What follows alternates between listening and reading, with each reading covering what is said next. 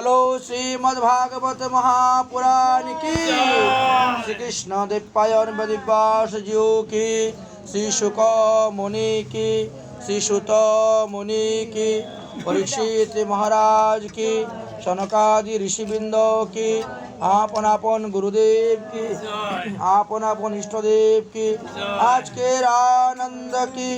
जय जय श्री राधे श्याम निताई गौर सीतानाथ प्रेमानंदी हरि हरि बोल। ओम नमः भगवते वासुदेवाय। जय श्रीमद् भागवत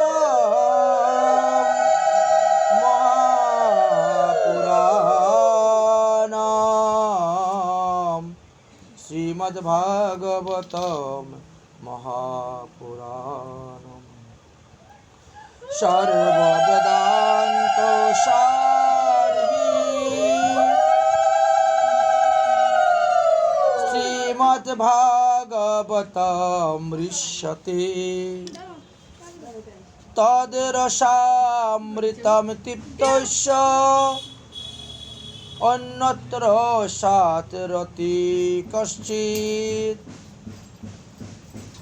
আমরা যে আজ শ্রীমদ্ ভাগবত কথা আস্বাদন করতে বসেছি, এই শ্রীমদ্ ভাগবত মহাপুরাণ হলো সর্ববেদান্ত সার। সমস্ত বেদ বেদান্ত পুরাণ ইতিহাসের সার হলো এই শ্রীমদ্ ভাগবত মহাপুরাণ। এই শ্রীমদ্ ভাগবত মহাপুরাণ আস্বাদন করলে কি হবে? বললেন যে তদ রসামৃত তৃপ্তস্য অন্যত্র সাত রতি কশ্চিৎ। যিনি এই শ্রীমদ্ ভাগবত মহাপুরাণ আস্বাদন করবেন,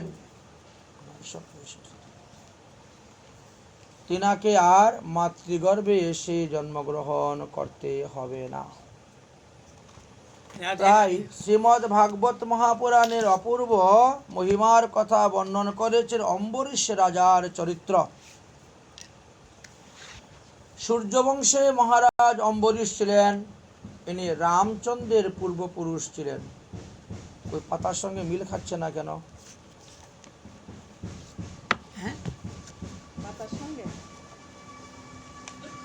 অম্বরীশ মহারাজ তিনি সূর্যবংশের রাজা ছিলেন ও রামচন্দ্রেরও অনেক পূর্বপুরুষ ছিলেন। সত্যযুগের শেষ এবং ত্রেতা যুগের আরম্ভ, সেই সময়ে অম্বরীশ মহারাজ রাজা ছিলেন। একমাত্র অম্বরীশ মহারাজ নববিধা ভক্তিরঙ্গ যাজন করেছিলেন, আর কেউ পারেন নাই। সত্যযুগে প্রহ্লাদ মহাশয় নববিধা ভক্তির কথা বলেছেন, কিন্তু তিনি নিজেও আচরণ করতে পারেন নাই। তাহলে পালন করলেন কে? অম্বরীশ মহারাজ। তাই অম্বরীশ মহাভাগ। অম্বরীশের মতন ভাগ্যবান লোক খুব কম। এই অম্বরীশ মহারাজের 300 জন রানী ছিল। সব থেকে ছোট রানীর নাম ছিল ওনার সুশীলা। ওনার স্ত্রী সব থেকে ছোটর নাম ছিল সুশীলা। শ্রীমদ্ ভাগবত মহাপুরাণে সুখদেবজি বললেন, অম্বরীশ মহাভাগ সপ্ত দ্বীপবতী মহিম অব্যয়ং চ শ্রিয়ং লব্ধা বিভূতিং চাতুলম বুভি। বলেন অম্বরীশ মহারাজ এই সপ্তদ্বীপের রাজা ছিলেন, শুধু খালি ভারতবর্ষের রাজা নয়। এই যে জম্বুদ্বীপ, শালমলি দ্বীপ আদি যে আমাদের 60টি দ্বীপ আছে, এই 60টি দ্বীপের রাজা ছিলেন উনি, অম্বরীশ মহারাজ। কিন্তু এত বড় রাজা হওয়া সত্ত্বেও তিনি চাকর বাকর দিয়ে কখনো ভগবত সেবা পূজা করাতেন না, মানে পয়সা দিয়ে কোনো পূজারি রাখতেন না। হ্যাঁ, উনি নিজে সহস্তে ভগবানের পূজা করিতেন এবং ভগবানের ভক্তের পূজা তিনি করিতেন।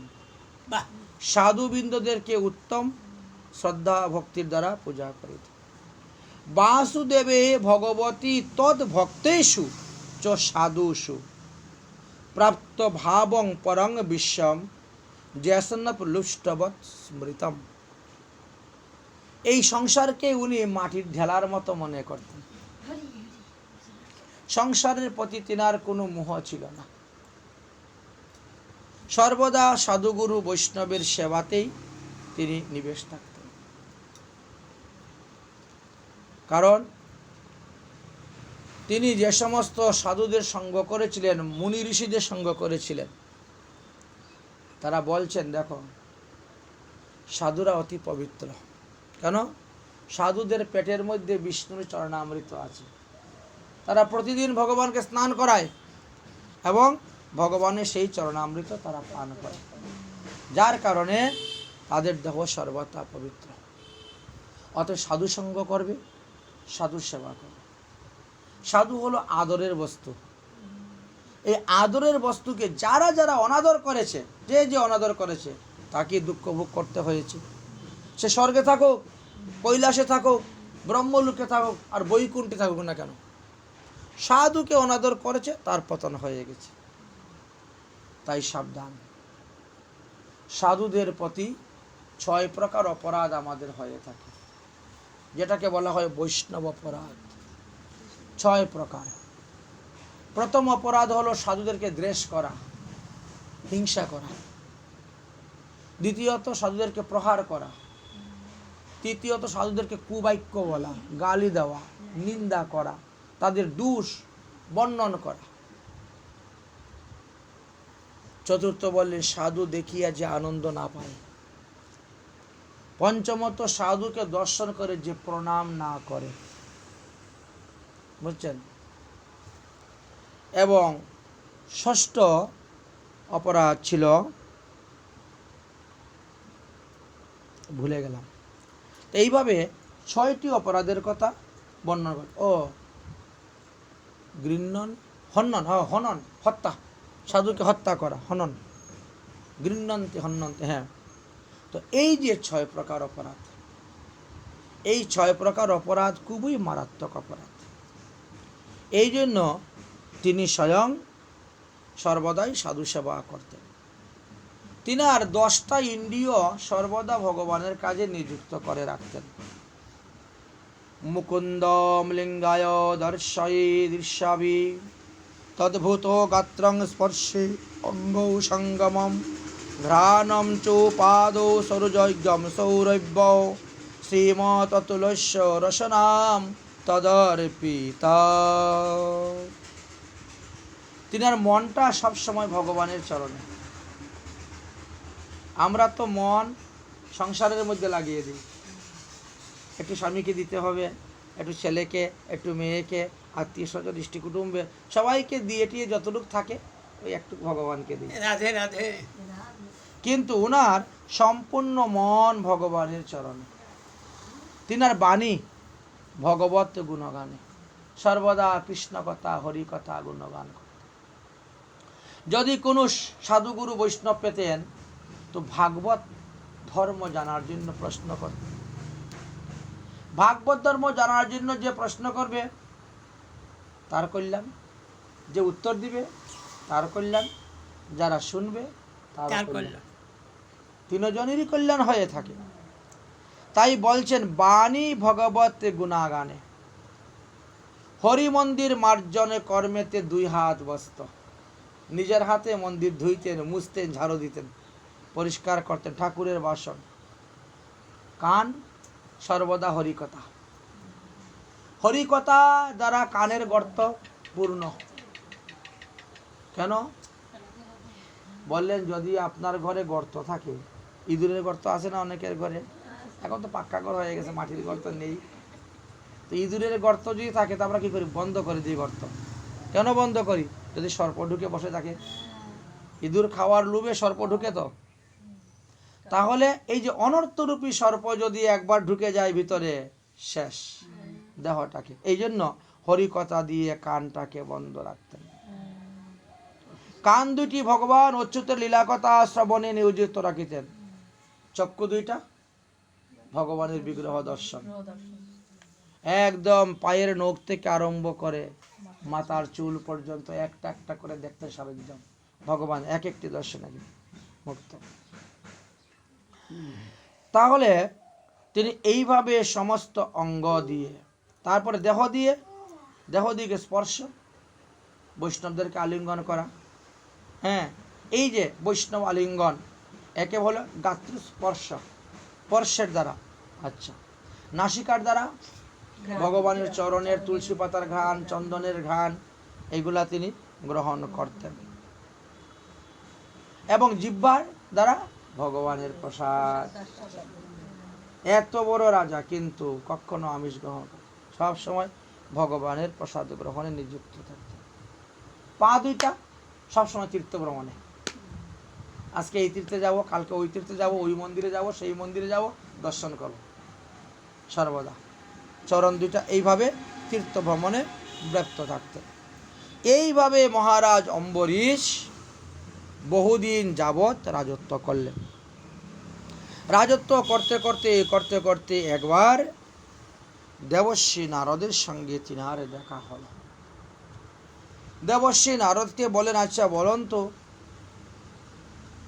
কোথায় গেলে ভজন করলে ভগবান পাদপদ্ম লাভ হবে, ভগবানকে পাওয়া যাবে, অতি তাড়াতাড়ি ভগবান পাদপদ্ম লাভ হবে, এমন কোনো স্থান যদি থাকে তো আপনি কৃপা করে আমাকে বলুন, আমি সেই স্থানে গিয়ে হরিভজন করব। তখন দেবশ্রী নারদ বললেন, হ্যাঁ, তুমি শ্রীধাম বৃন্দাবনে চলে যাও। শ্রীধাম বৃন্দাবনে চলে যাও, আর বৃন্দাবনে গিয়ে তুমি প্রত্যেকটি দ্বাদশী ব্রত পালন করো। আজকে আমাদের সেই দ্বাদশী ব্রত, এবং এটা সাধারণ দ্বাদশী নয়, এটা মহান দ্বাদশী। একাদশী সংযুক্ত যে সমস্ত দ্বাদশী, এগুলো সাধারণ দ্বাদশী। আর এই যে বেঞ্জুলি, ত্রিপর্ষা আদি যে দ্বাদশী থাক, এইগুলাকে বিশেষ দ্বাদশী, এগুলো মহা দ্বাদশী বলা হয়। আজকে দুটা দ্বাদশী একসঙ্গে সংযুক্ত হয়েছে, শ্রীধাম বৃন্দাবনে উন্মিলিনী দ্বাদশী, আর আমাদের এইখানে পশ্চিমবঙ্গে বেঞ্জুলি মহাদ্বাদশী। এই যে মহাদ্বাদশী, আজকের যে তিথি এবং নক্ষত্র যুগে যে দ্বাদশীটা পড়েছে, এই দ্বাদশীতে কি হয়, আমাদেরকে 24টা একাদশী ব্রত করলে যেই পুণ্য পাওয়া যাবে, আজকের এই দ্বাদশীতে সেই পুণ্য পাওয়া যাচ্ছে। যারা গতকালকে একাদশী ব্রত করেছেন তারা কিন্তু ভুল করেছেন, কারণ কালকে একাদশী ব্রত করে আজকে পালন করেছে। তো কালকে যে একাদশী ব্রত ছিল সেটা হলো অন্নদা একাদশী বা অজা একাদশী। গতকালকের যে একাদশী গিয়েছে সেটাকে অন্নদা একাদশী অথবা অজা একাদশী বলা হয়েছে। তো ওই একাদশীর দ্বারা তুমি একটি একাদশীর ফল পালে, আর আজকে যারা করেছে তারা 24টা একাদশীর ফল পাবে। আজকে যারা করতেছে তাদের আজকের একটি ব্রতের দ্বারা তাদের 21 কুল উদ্ধার হবে। আজকের এই ব্রতের দ্বারা তাদের 100 জন্মের সমস্ত পাপ মুক্ত হবে। এমনই মহিমার কথা বর্ণন করে গেলেন। তাই অম্বরীশ মহারাজ দেবশ্রী নারদের কথা শিরোধার্য করে তিনি রওনা হলেন শ্রীধাম বৃন্দাবনের দিকে। সব থেকে ছোট রানী সুশীলা কে সঙ্গে করে নিয়ে তিনি বৃন্দাবনে রওনা হয়েছেন। তাহলে চলো আমরা একটু বৃন্দাবনে যাব। কে কে যাবেন আমার সঙ্গে বৃন্দাবনে? দাও মৃদঙ্গ দাও, সবাই বৃন্দাবনে যাবেন। হ্যাঁ, বাহ। আয়।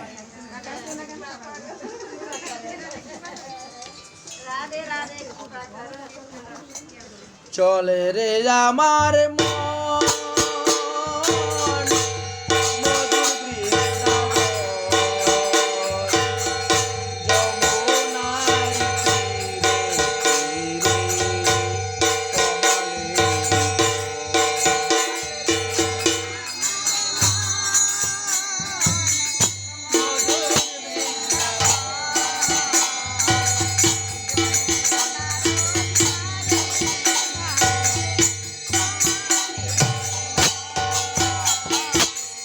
চলে রে আমার মন মধুর বৃন্দাবন, যমুনার তীরে তীরে কমলে জীবন। চলে রে আমার মন মধুর বৃন্দাবন, যমুনার তীরে তীরে। সেটাই রাধা কুণ্ড শ্যাম কুণ্ড, রাধা কুণ্ড শ্যাম, আয় রাধা কুণ্ড শ্যাম কুণ্ড,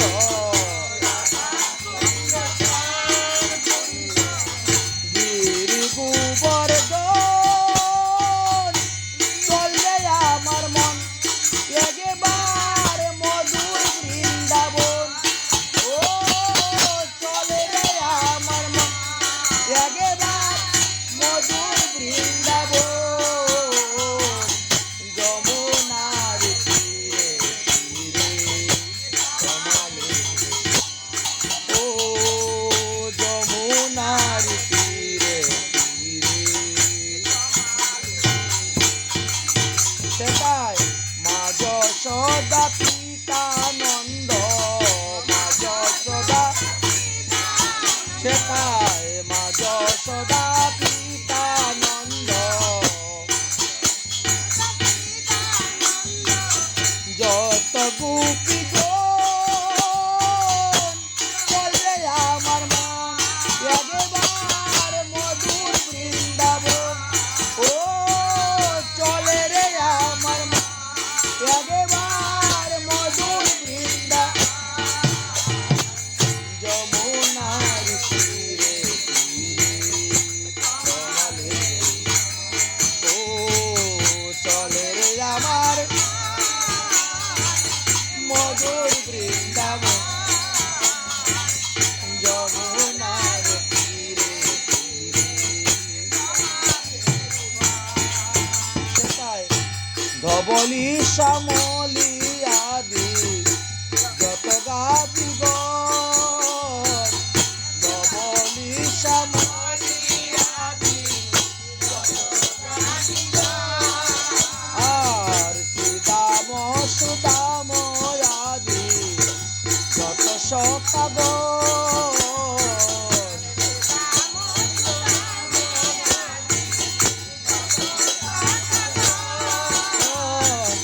চলে রে আমার মন মধুর বৃন্দাবন,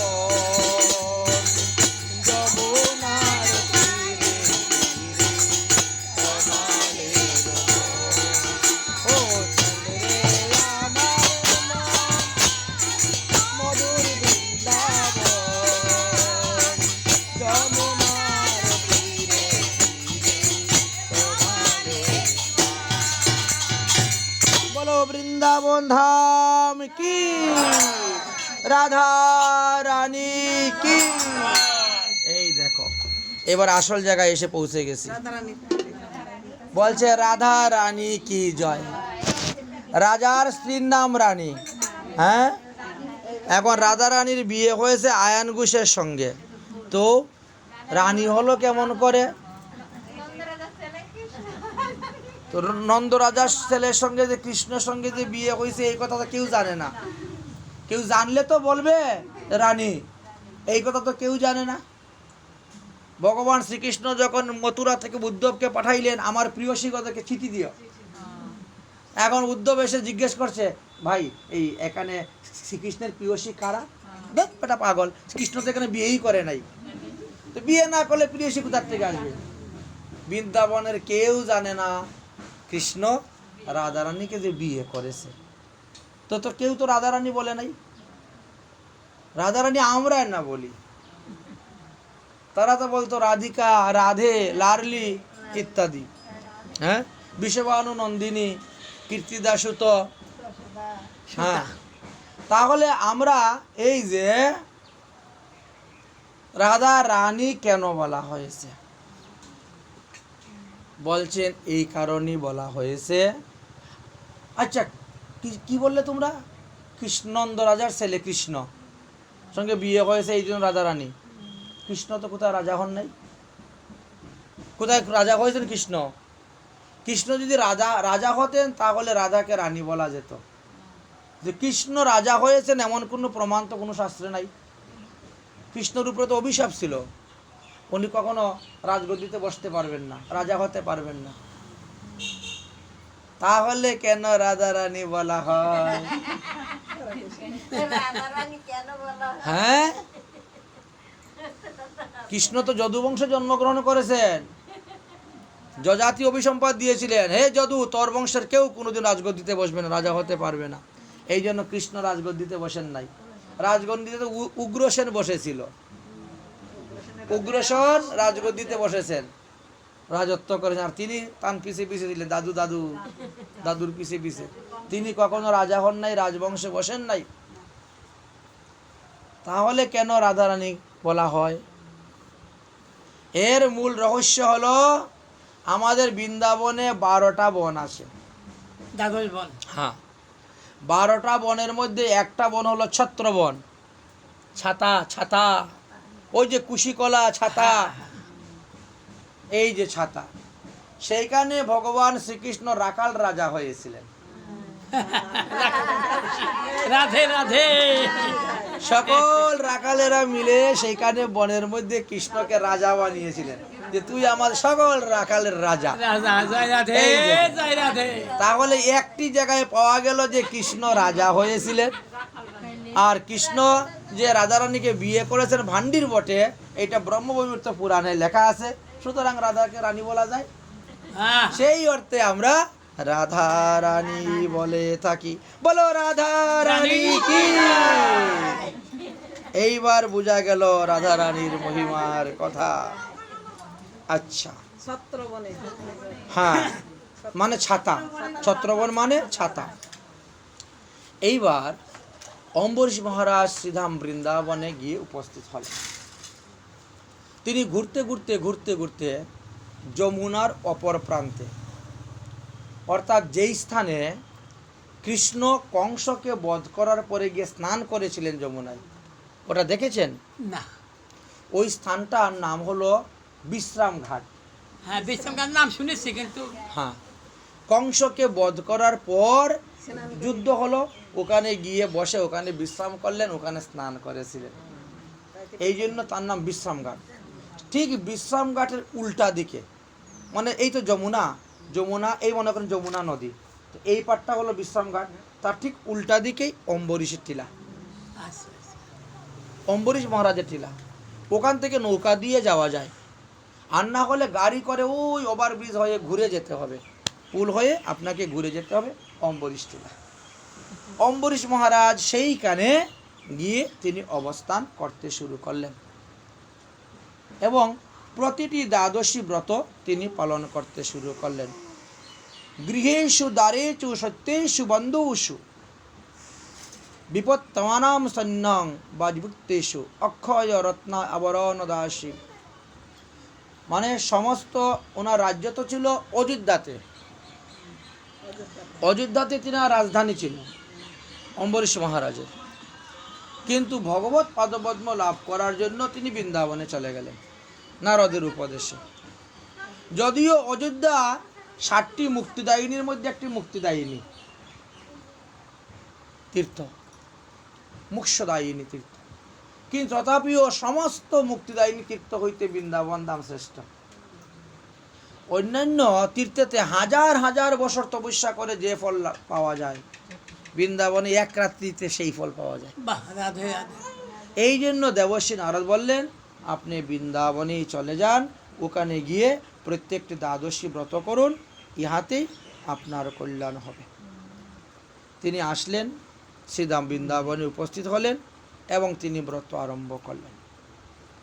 রাজা অম্বরীশ পত্নী সহিত, রাজার এই যে সুশীলা নামক পত্নী, তিনি অত্যন্ত ধর্মপরায়ণ ছিলেন, সমতুল্যা ধর্মশীলা, সংসারের প্রতি তিনার বড় আসক্তি ছিল, তিনিও কৃষ্ণ সেবায় খুব ব্যস্ত ছিলেন। এই জন্য রাজা অম্বরীশ তিনার পত্নীকে নিয়ে চলে গেলেন। সংবৎসরতা মধ্যম একাদশী ব্রত আচরণ করলেন, অর্থাৎ এক বৎসরের মধ্যে যতগুলি ব্রত ছিল শক্তি, যুক্তং যুক্তং সংবৎসর বীর ধ্যারা দ্বাদশী ব্রতম, ধ্যারা দ্বাদশী ব্রতম, এক বৎসরের মধ্যে যতগুলা দ্বাদশী ব্রত, প্রত্যেকটি দ্বাদশী ব্রত তিনি করেছেন। এইভাবে করতে করতে করতে করতে কার্তিক মাস উপস্থিত হয়েছে, এক বছর পূর্ণ হয়ে গেছে। ওই নিয়ম সেবার মাসে গিয়েছেন, কার্তিক মাসে নিয়ম সেবার মাসে গিয়ে আরম্ভ করেছেন। এখানে বলছেন ব্রতান্তে কার্তিক মাসি তিরাতরাম সমুপাসিতম বাহ, স্নাত্বা স্নাত্বং কচ্চিত কালিন্দা হরি মধুবনে অর্চিতম। তাহলে তিনি কার্তিক মাসে গিয়েছেন, কার্তিক মাসে আবার কার্তিক মাস আসলে এক বছর হয়ে গেল। বছর হয়ে গেল। কার্তিক মাসে গিয়েছেন, গিয়ে প্রথমে তিনি 3 রাত্রি উপবাস ছিলেন, তারপরে তিনি যমুনায় স্নান করেছেন। এ দেখো, স্নাত্বা কশ্চিত কালিন্দা, কালিন্দি মানে যমুনা, যমুনাতে স্নান করলেন, স্নান করে মধুবনে তিনি শ্রীহরির পূজা করেছেন। কারণ তখন তো কৃষ্ণ অবতার হন নাই, ওটা তো সত্যযুগের শেষ আর ত্রেতা যুগের প্রথম, তখন তো কৃষ্ণ অবতার নাই। কিন্তু বৃন্দাবন ধাম ছিল, বৃন্দাবন ধামটা ঠিকই ছিল। এই জন্য, কারণ ধামকে ভগবান আগেই পাঠিয়ে দিয়েছেন, পরে ভগবান আসছেন। ধামকে আগে পাঠিয়ে দেন, পার্শ্বদেরকে আগে পাঠিয়ে দেন, এমনকি রাধারানীকে পর্যন্ত পাঠিয়ে দিয়েছিলেন, যাও তুমি আগে, আমি আসতেছি, যাও, পাঠিয়ে দিয়েছেন। তাহলে দেখলাম তিনি এইভাবে কার্তিক মাসের নিয়ম সেবা ব্রত থেকে আরম্ভ করে তিনি শুরু করে দিলেন। নিত্য নৈমিত্তিকভাবে তিনি ব্রত আচরণ করতে শুরু করলেন। করতে করতে করতে করতে আবার কার্তিক মাস চলে আসলো, ব্রত সমাপ্ত করবেন। এইবার তিনি ব্রত সমাপ্ত, কার্তিক মাসে 3 রাত্রি উপবাসের পর শ্রী যমুনায় স্নান করে মধুবনে শ্রীহরির অর্চন করলেন। আচ্ছা, মধুবনে কেন গিয়ে তিনি শ্রীহরির পূজা করলেন? ওখান থেকে মধুবন তো কমসে কম 4-5 কিলোমিটার দূর। হ্যাঁ হ্যাঁ, তা তো হবে। তিনি যেখানে আছেন ওটার নাম হলো অম্বরীশ টিলা, আর মধুবনটা হলো ধ্রুব টিলা। তো অম্বরীশ মহারাজ ওখান থেকে গিয়ে ধ্রুব টিলায় গিয়ে হরিকে অর্চনা করলেন। কারণ ওই ধ্রুব টিলাতে বসে ধ্রুব তপস্যা করে সিদ্ধি লাভ করেছিলেন। এই যে মধুবনের ধ্রুব টিলাতে তিনি ভগবানকে আরাধনা করেছিলেন, আর ভগবান শ্রীহরি মধুবনে এসে ধ্রুবকে দর্শন দিলেন। ধ্রুবকেও ভগবান এই নারদ বললেন যে তুমি যদি ভগবান পাদপদ্ম লাভ করতে চাও তাড়াতাড়ি, তাহলে বৃন্দাবন যাও, বৃন্দাবনে গিয়ে ভজন করো। বৃন্দাবনে 12টা বনের মধ্যে যে কোনো এক বনে থাকো, অসুবিধা নেই। মানে এই 84 কোষ ব্রজমণ্ডলের মধ্যে যে কোনো এক জায়গায় পড়ে থাকলেই হলো। তখন তিনি মধুবনে গিয়ে তপস্যা আরম্ভ করেছিলেন। মাত্র 6 মাস ভজন করেছিলেন, এতেই ভগবান এসে সামনে দাঁড়িয়ে গেলেন, দর্শন দিলেন। আর অম্বরীশ মহারাজ 1 বৎসর। তবে ধ্রুবের মতন এত কঠিন নয়।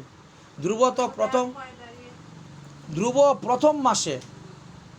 মাসে 3 দিন পর পর আসন থেকে উঠতো, এই বসলো, কিছু খেয়ে দে, ওই ফল টল খেয়ে 3 দিন পরে আসন থেকে উঠে আবার একটু ফল খেলো, আবার বসলো। 3 দিনের পরে হচ্ছে না, তারপরে 6 দিন না, এখন আর ফল খাবো না, গাছের পাতাগুলো খাবো, যেগুলো পরে আসে নিচে সেইগুলো। 6 দিন, তারপরেও হলো না, তারপরে না আর খাবো, তাহলে জল খেয়ে থাকবো। তারপর 9 দিন। প্রথম মাসে 3 দিন, দ্বিতীয় মাসে 6 দিন, তৃতীয় মাসে 9 দিন, তারপরে হচ্ছে না, চতুর্থ মাসে গিয়ে 12 দিন, তারপরে হচ্ছে না, পঞ্চম মাসে গিয়ে 15 দিন, তারপরে হলো না, তখন একবারে এমন টান দিলেন, বাস ভগবান আসতে বাধ্য হলেন। এই জন্য দেখেন এইখানে বললেন যে তিনি হরিকে আরাধনা করার জন্য, পূজা করার জন্য সেখানে গিয়ে হরিকে পূজা করলেন, করে আসতেন। এইভাবে অম্বরীশ মহারাজ প্রতিদিন নিয়ম করে তিনি তা করতেন এবং প্রতিদিন তিনি ব্রাহ্মণদেরকে দান করতেন, ব্রাহ্মণদিগকে দান দক্ষিণা করিতেন। মহা অভিষেক ভগবানের করলেন, করার পরে বস্ত্র আবরণ চন্দন আদি শূল্য উপচারে পূজা করলেন। পূজা সমাপ্ত হওয়ার পর তিনি ওই সব ব্রাহ্মণদিগকে তিনি দান করতেন। প্রথমে উত্তম উত্তম খাদ্যবস্তু দিতেন, অন্ন ব্যঞ্জন আদি উত্তম উত্তম রসালো খাদ্যবস্তু দান করতেন। তারপরে তিনি স্বর্ণ দ্বারা সিং, রূপার দ্বারা খুর, সুন্দর বস্ত্র দ্বারা অলঙ্কৃত গাভী বৎসযুক্ত দুগ্ধবতী গাভী তিনি দান করেন। তো কার্তিক মাসে যেদিন ব্রত সমাপ্ত করবেন ওই দিন তিনি 60 কোটি গাভী দান করেছিলেন। বাহ, 60 কোটি গাভী তিনি ওই দিন দান করেছিলেন। ব্রাহ্মণদেরকে এত এত দক্ষিণা দিয়েছিলেন যে তারা বইয়ে নিয়ে যেতে পারতেছে না। এইবার একে একে সমস্ত ব্রাহ্মণ বিদায় হয়ে গেলেন। এইবার তিনি নিজে স্বয়ং পালন করবেন। নিজে যখন পালন করবেন প্রস্তুত হয়েছেন, এমন সময় সেখানে সাক্ষাৎ দুর্বাসা ভগবান ভুব, দুর্বাসা মুনি এসে উপস্থিত হয়ে গেছেন। মাত্র পালন করবেন, প্রসাদটা হাতে নিয়েছেন যে এইবার তো সকলের দান দক্ষিণা করা হয়ে গেল, সব সাধুগুরু বৈষ্ণব সেবা হয়ে গেছে, এইবার আমি পালনটা করে নিই। যেই প্রসাদটা হাতে নিতে পালন করে এমন সময় দুর্বাসা মুনি ঋষিবৃন্দ ওই ভক্তবৃন্দর সঙ্গে এসে উপস্থিত হয়ে গেছেন। তাহাকে দেখিয়া সঙ্গে সঙ্গে হাতের প্রসাদ রেখে দিয়েছে, রেখে দিয়ে আসুন আসুন আসুন মুনিবর আসুন, ঋষিবর আসুন, আদর আপ্যায়ন করে গিয়ে দণ্ডবোধ প্রণাম করেছেন, উত্তম আসনে বসিয়েছেন, পাও ধুয়েছেন, পাদপ্রক্ষালন করালেন, করাইয়া এবার নিমন্ত্রণ, আপনি কৃপা করে একটু প্রসাদ গ্রহণ করুন, পালনের সময় প্রসাদ গ্রহণ করুন। দুর্বাসা মুনি অম্বরীশের প্রার্থনায় স্বীকার করলেন, হ্যাঁ ঠিক আছে আমি তোমার প্রসাদ গ্রহণ করব, কিন্তু আমার তো এখনো স্নান আহ্নিক হয় নাই। যারা বিষ্ণু মন্ত্রে দীক্ষা গ্রহণ করেছেন তারা স্নান না করে, তিলক না করে, আহ্নিক না করে জল পর্যন্ত গ্রহণ করতে নেই। জল গ্রহণ করলে এটা প্রস্রাবের সমতুল্য হয়, কোনো কিছু খেলে এগুলো বিষটার সমতুল্য হয়। এই জন্য বিষ্ণু মন্ত্রে দীক্ষিত যারা, এরা ওই আগে মন্ত্রগুলো জপ করে নিবে, তারপরে গিয়ে খাবে।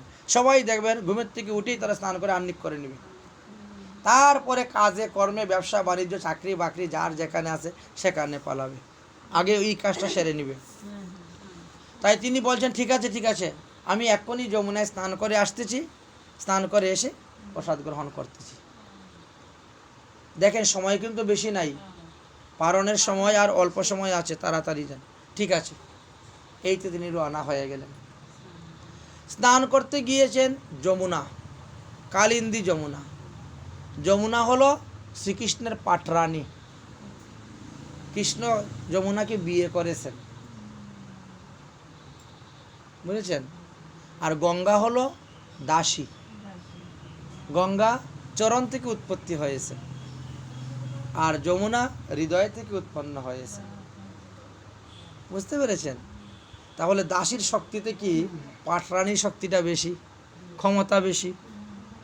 এই জন্য 100 বার গঙ্গা স্নান করলে যেই ফল, একবার যমুনায় স্নান করলে সেই ফল। রাধে রাধে জয় রাধে, হরে কৃষ্ণ। তো উনি এখন যমুনায় স্নান করেছেন, যমুনায় স্নান করে যমুনার নাভি জলে দাঁড়িয়ে আহ্নিক মন্ত্র জপ করতেছেন। সংক্ষেপে করার জন্য প্রত্যেকটা মন্ত্র 10 বার করে জপ করা যায়, যেগুলো 108 বার আছে সেইগুলোও 10 বার করে জপ করা যাবে।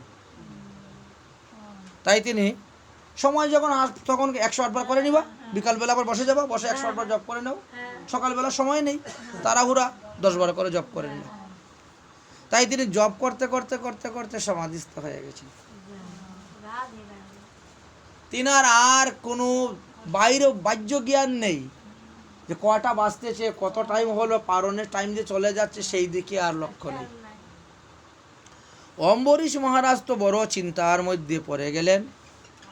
দুর্বাসা যমুনা কোলে কৃত্যাং অবশ্য আগতা। এখন দুর্বাসা এখনো আসতেছেন না। অম্বরীশ চিন্তায় পড়ে গেলেন, দেখো ভাই আর মুহূর্তকাল সময় বাকি আছে, কারণ দ্বাদশীতে ব্রত করলে দ্বাদশীতেই পালন করতে হবে। ত্রয়োদশীতে যদি কেউ পালন করে তাহলে তার দ্বাদশী নষ্ট হবে এবং তাকে নরকে যেতে হবে।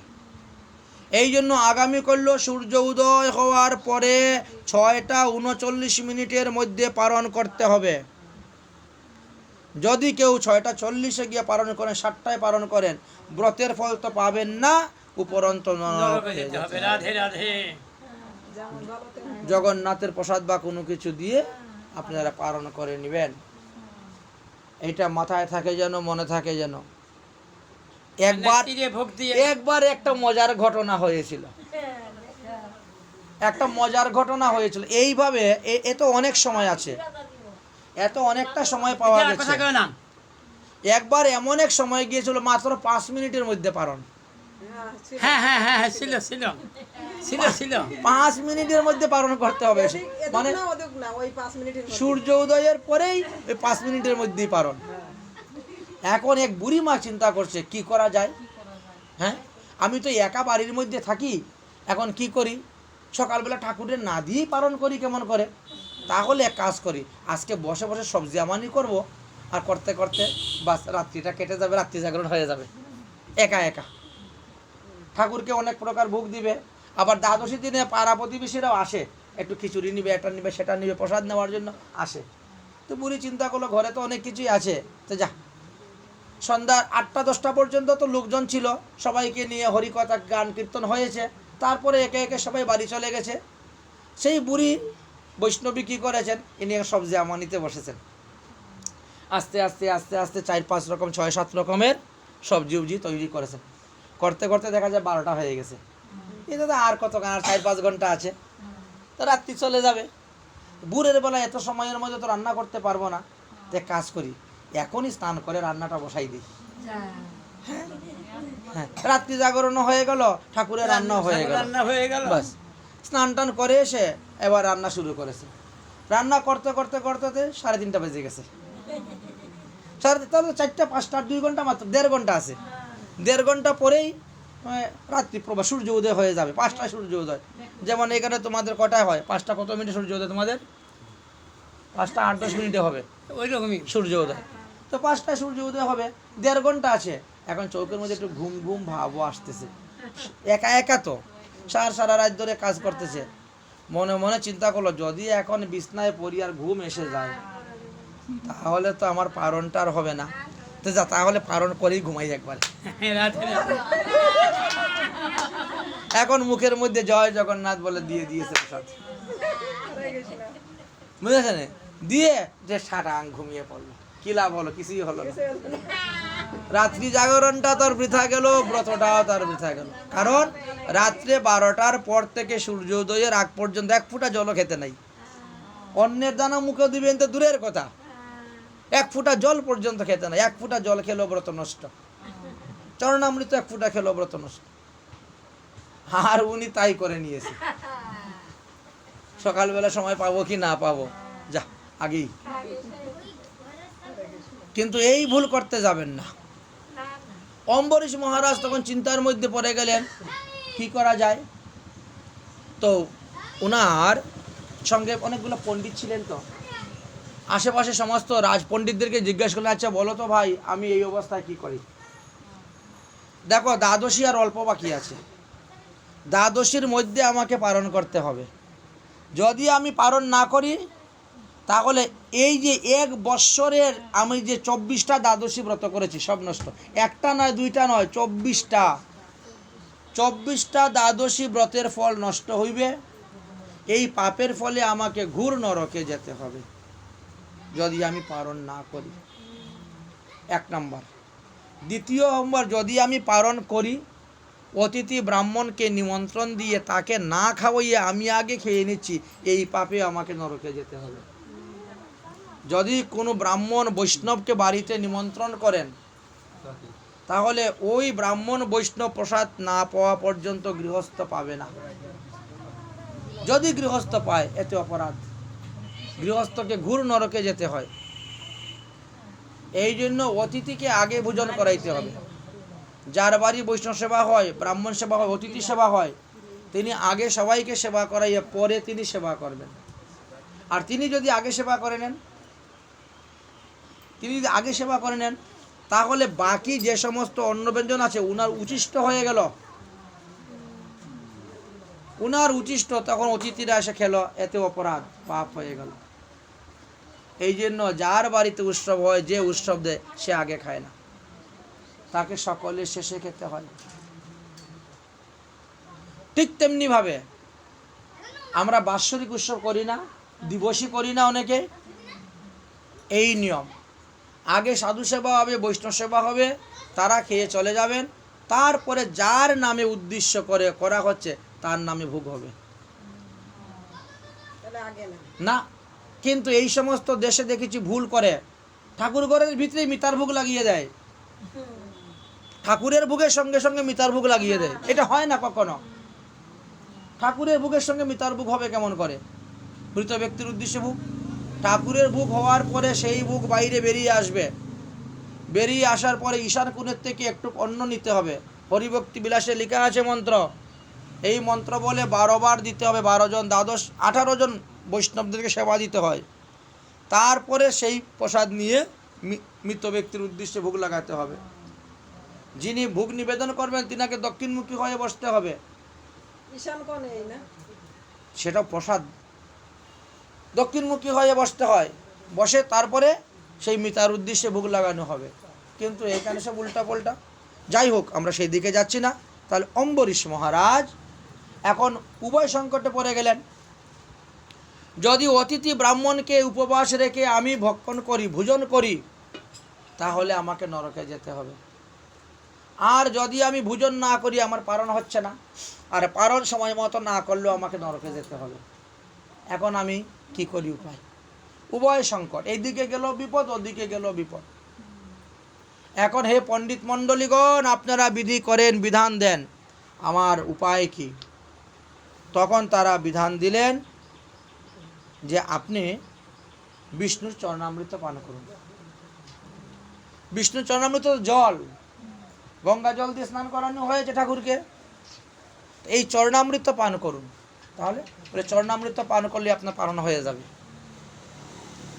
পালন হয়ে যাবে। অথচ জল পানকে আহার বলা হয় না। আমরা বাঙালিরা ভুল বলি, এই পানি খাইছস, পানি খাবি, পানি খেয়েছ বলি না, কিন্তু পানিকে আহার শব্দে ব্যবহার হয় না, এটা পান, জলম পিবম, তাহলে পান অর্থে ব্যবহার হয়। কিন্তু আমরা এখানে একটা ভুল শব্দ ব্যবহার করে নিই। আমি জল খাবো, আমাকে জল দাও বলি আমরা, ঠিক না? এই ক্ষেত্রে দেখা গেল, তাহলে শাস্ত্রে বললেন যে জলপানকে আহার বলা হয় না, জলপানকে আহার বলা হয় না। সুতরাং সাধারণ জল নয়, বিষ্ণুর চরণামৃত, সেই বিষ্ণুর চরণামৃত তুমি পান করো, তোমার পালন করাও হয়ে যাবে, আবার অতিথিকে উপবাস রেখে তোমার ভোজন করাও হলো না। তাহলে দেখলাম, যদি আমরা কাউকে নিমন্ত্রণ করি তাহলে আমরা জলটা পেতে পারি, কিন্তু ওই ব্যক্তিকে অন্নপ্রসাদ গ্রহণ না করাইয়া নিজেরা অন্ন খেতে পারি না। আচ্ছা, গৃহস্থ ধর্ম বড় ধর্ম, সহজ ধর্ম নয়, বড় কঠিন ধর্ম। এই গৃহস্থ ধর্ম সম্পর্কে বেদে 16,000 শ্লোক লেখা আছে। সবাই তো বিয়ে করে, সবাই গৃহস্থ হয়, কিন্তু একটা শ্লোক কোনোদিন খুলে দেখে না যে আমি যে গৃহস্থ আশ্রমে প্রবেশ করতেছি আমার কি কর্তব্য, কি অকর্তব্য, সেটা দেখে না। 16,000 শ্লোক। ব্রহ্মচারীদের জন্য 80,000 শ্লোক, গৃহস্থদের জন্য 16,000 শ্লোক, বানপ্রস্থের জন্য 4,000 শ্লোক। এই হলো বেদের 1 লক্ষ শ্লোক। সন্ন্যাসীদের জন্য কোনো বিধান বেদে দেন নাই, কোনো বিধি দেন নাই। এই জন্য বলা হয় সন্ন্যাসীরা বেদের বাইরে, তারা বেদের বাইরে, তাদের কথা বেদে কিচ্ছু বলেন নাই। এই দেখেছেন। তখন তিনি বলেন তাহলে দেও দেও দেও। সঙ্গে সঙ্গে চরণামৃত নিয়ে মন্ত্র বলে তিনি পান করে নিলেন। পান করে নিয়েছেন, চরণামৃত পান করেছেন। চরণামৃত পান করার পরে মস্তকে ধারণ করতে হয়। কিন্তু অনেকে কি করেন, চরণামৃত পান করে বলে এই হাত উচিষ্ট, ঝুটা হয়ে গেছে, হাত উচিষ্ট হয়েছে, উচিষ্ট হাত আবার মাথায় দিবে নাকি? তো সমস্ত শরীর এটো হয়ে যাবে, সমস্ত শরীর উচিষ্ট হয়ে যাবে, ওটা দেওয়া যাবে না। হাত দো হাত দো হাত দো হাত দো, তাড়াতাড়ি হাত দো, আমরা বলি। মাথায় দিলে পরে আমরা তার নিন্দা করি, এই মাথায় হাত দিলি কেন, তোর মাথায় এটো হয়ে গেল, আর মাথা ধুইয়া স্নান করে হয়। কিন্তু না, শাস্ত্রে বলছেন অকাল মৃত্যু হরণম সর্বব্যাধি বিনাশনম বিষ্ণু পাদুদক পিত্বা তং শিরোশি ধারণামজ্জাম। পান করার পরে মাথায় ধারণ করবেন চরণামৃত। এখন যদি কেউ বলে না না এটা তো উচিষ্ট, মাথায় ধারণ করব কেমন করে, তাহলে আমি কি করব, আমাকে যে চরণামৃতটা দেওয়া হলো ওটা আগে মাথায় দিয়ে দিব, তারপরে মুখে দিয়ে খেয়ে নিব। তাহলে মাথায় দেওয়া হয়ে গেল, খাওয়া হয়ে গেল, ভুল হলো, উল্টা হয়ে গেল। বলছে পান করার পরে মাথায়, আর তুমি মাথায় দিয়ে পরে পান করেছো, এতে তোমার ভুল, অপরাধ হয়ে গেল।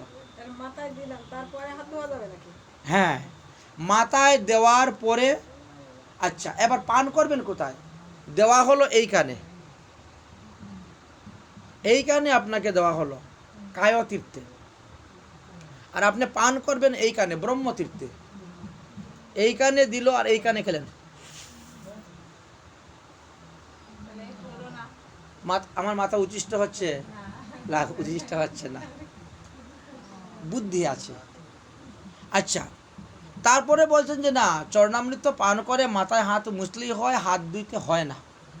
কিন্তু আমরা যারা বৈষ্ণব, যারা সেবা কার্য করব, বিভিন্ন দ্রব্য তো আমরা স্পর্শ করব, ছুঁব, যার ফলে আমরা হাতকে শুদ্ধ করার জন্য হাত, উচিষ্ট জ্ঞানে নয়, উচিষ্ট জ্ঞানে হাত দেওয়া হয় না, প্রসাদ।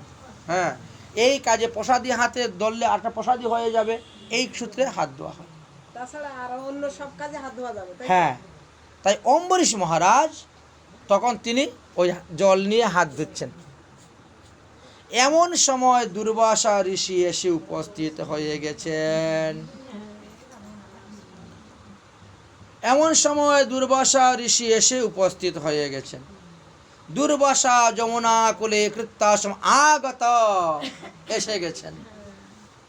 আরে আমারে নিমন্ত্রণ দিয়ে দেখো, আমাকে সেবা দেওয়ার আগে ও সেবা করে হাত দিচ্ছে।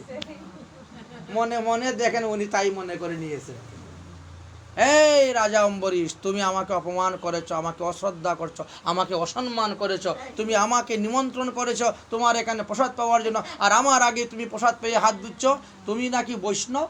হ্যাঁ, তুমি এই রকম বৈষ্ণব, এই তোমার বৈষ্ণব ধর্ম, তুমি বড় কৃষ্ণ ভক্ত হয়ে গেছো, তাই না? এই জন্য তোমার ভিতরে এত অহংকার, আমাকে নিমন্ত্রণ করে আমাকে এরকম অপমান করেছো। দেখ বেটা, তোকে মজা দেখাচ্ছি। মাথার থেকে টান দিয়ে ছিঁড়ে একটা জটা ফেলে দিলেন। জটা নিজের মাথার থেকে রেগে টেনে ছিঁড়ে জটা ফেলেছে। তার থেকে একটা আগুনের মানুষ সৃষ্টি হয়ে গেছে, আগুনের মানুষ সৃষ্টি দাঁড়িয়ে গেছে। বলুন বলুন প্রভু, আপনি কেন আমাকে সৃষ্টি করছে, আমি কি কাজ করবো? বলে এই দুষ্ট অম্বরীশকে জ্বালিয়ে পুড়িয়ে ছাড়খাড় করে শেষ করে। এখন ওই আগুন জোয়ানা হয়েছে, অম্বরীশকে গিয়ে ধর্মে জ্বালাবে। অম্বরীশ মহারাজ এক পাও পিছনে না হেঁটে তিনি ভগবানকে স্তুতি করতে শুরু করেছেন, ভগবানকে স্তুতি করতে শুরু করেছেন। ভগবান দেখলেন আমার ভক্ত বড় বিপদে পড়েছে, আমাকে স্মরণ করতেছে, সঙ্গে সঙ্গে সুদর্শন চক্র ছেড়ে দিয়েছে। এই আগুনের মানুষটা ওখান থেকে গিয়ে ওখানে অম্বরীশকে ধরতে ধরতে সুদর্শন চক্র এসে শেষ আগুনের মানুষকে কেটে টুকরো টুকরো করে ফেলে দিয়েছে। এইবার দুর্বাসাকে মারার জন্য যাচ্ছে। দুর্বাসা তখন থেকে উপায় নেই, প্রাণ কোণ নিয়ে এখন দৌড়। দুর্বাসা দৌড়তে শুরু করেছেন প্রাণপণে। অম্বরীশ কিন্তু প্রাণের ভয়ে করে নাই, এক পায়েও পিছে হাঁটে নাই, সে ভগবানকে স্থিতি করতে শুরু। আর দুর্বাসা প্রাণের কত মায়া, প্রাণকে রক্ষার জন্য ছুটছেন দৌড়তে দৌড়তে। প্রথমেই তিনি গিয়ে ব্রহ্মলোকে ব্রহ্মার কাছে উপস্থিত হয়েছেন। হে ব্রহ্মণ দেবতা, তুমি আমাকে রক্ষা করো, আমি তোমাকে রক্ষা করতে পারবো না, কারণ তুমি বৈষ্ণব অপরাধী, তুমি তো শিব ভক্ত। দুর্বাসা, তুমি শিব ভক্ত, তুমি শিবের অংশ অবতার, যাও তুমি শিবের কাছে যাও, সে তোমাকে রক্ষা করবে। আমি যারা বৈষ্ণবদ্রোহী তাদেরকে রক্ষা করতে পারি না, যারা বৈষ্ণবকে অসম্মান করে, অশ্রদ্ধা করে, বৈষ্ণবদেরকে দুঃখ দেয়, কষ্ট দেয়, তাদেরকে মারার ষড়যন্ত্র করে, তাদেরকে আমি রক্ষা করতে পারি। যাও যাও তুমি এখান থেকে পালাও, নাহলে তোমাকে যদি আমি রক্ষা করি তাহলে ওই সুদর্শন চক্র আমারও গলা কেটে দিবে। অন্যায়কারীকে আশ্রয় দিচ্ছ, তাকে প্রশ্রয় দিচ্ছ, তাহলে তুমিও অন্যায়কারী মধ্যে পড়ে যাচ্ছ, কেটে দিবে গলা। যাও এখান থেকে পালাও। সেখান থেকে তিনি পালালেন। পালিয়ে গিয়ে মহাদেবের নিকটে উপস্থিত হয়েছেন। মহাদেবের নিকটে গিয়ে উপস্থিত হয়ে দণ্ডবতে প্রণাম করলেন। করে মহাদেবকে বলছেন, তুমি প্রভু, তুমি আমাকে রক্ষা করো, আমি তোমার ভক্ত, আমি তোমার দাস, আমি তোমার চরণে শরণাপন্ন হয়েছি, আমাকে রক্ষা করো। বলেন যে না, বৈষ্ণব মম প্রাণহি। মহাদেব বলছেন বৈষ্ণব হলেন আমার প্রাণ। বৈষ্ণবী মম প্রাণী ত্রেষাম রক্ষার্থ এবহি সুলংময় ধার্যয়েত। বৈষ্ণব হলো আমার প্রাণ, বৈষ্ণবদেরকে রক্ষা করার জন্য আমি ত্রিশূল হাতে নিয়ে ঘুরে বেড়াই। বাহ, যদি কোনো ব্যক্তি বৈষ্ণবকে অপমান করে তাকে আমি ত্রিশূল দিয়ে মেরে দিই। রাধে রাধে। তুমি আমার অংশ অবতার, তুমি আমার ভক্ত হয়ে তুমি মহারাজ অম্বরীশকে তুমি নিন্দা করলে, তাকে মারার জন্য তুমি কৃত্যান্ন সৃষ্টি করলে। তোমার হাতের পূজা তো কোনোদিন ভগবান গ্রহণ করবে না। যে ব্যক্তি ভগবানের ভক্তকে নিন্দা করে আর ভগবানকে পূজা করে, তার পূজা কোনোদিন ভগবান গ্রহণ করেন না। ভক্ত নিন্দা ভগবান কখনো সহ্য করতে পারেন না। অতএব আমি তোমাকে রক্ষা করতে পারবো না, তুমি এখান থেকে পালাও, তুমি ভগবান বিষ্ণুর কাছে যাও। তিনি যদি তোমাকে রক্ষা করতে পারেন তবেই তুমি রক্ষিত হবে, এছাড়া আর কোনো উপায় নেই, আমার দ্বারা সম্ভব নেই।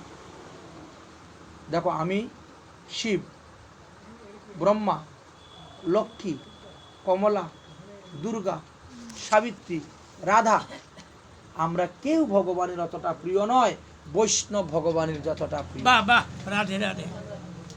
বৈষ্ণব ভগবানের যতটা প্রিয় আমরা কেউ ততটা প্রিয় নয়।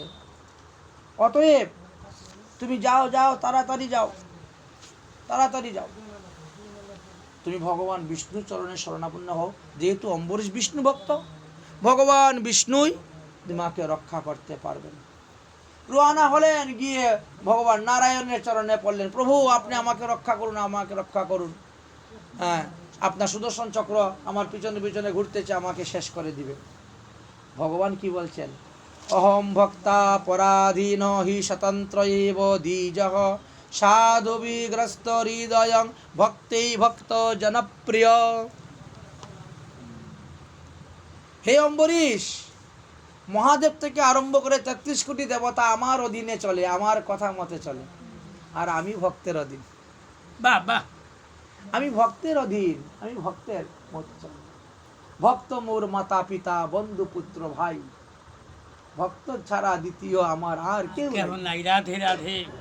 তুমি আমার ভক্তর চরণে অপরাধ করেছো, আমার কাছে আসছো, আমি তোমাকে ক্ষমা করতে পারবো না, তবে আমি তোমাকে উপদেশ দিতে পারি।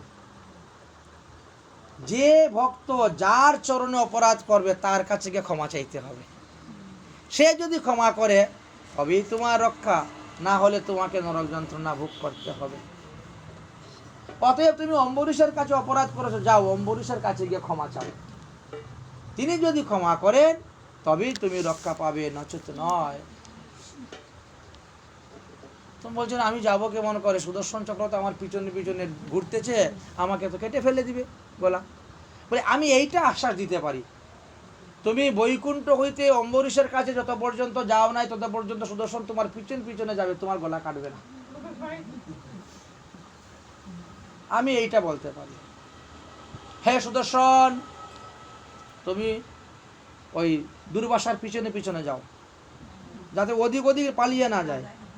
সোজা অম্বরীশের কাছে যাবে, ক্ষমা চাইবে, তবে গিয়ে তুমি নিস্তেজ হবে ঠান্ডা হয়ে, তার ঠাকুর ঘরে গিয়ে থাকবে। তুমি আর আমার হাতে আসতে হবে না, অম্বরীশের ঠাকুর ঘরে তুমি থাকবে।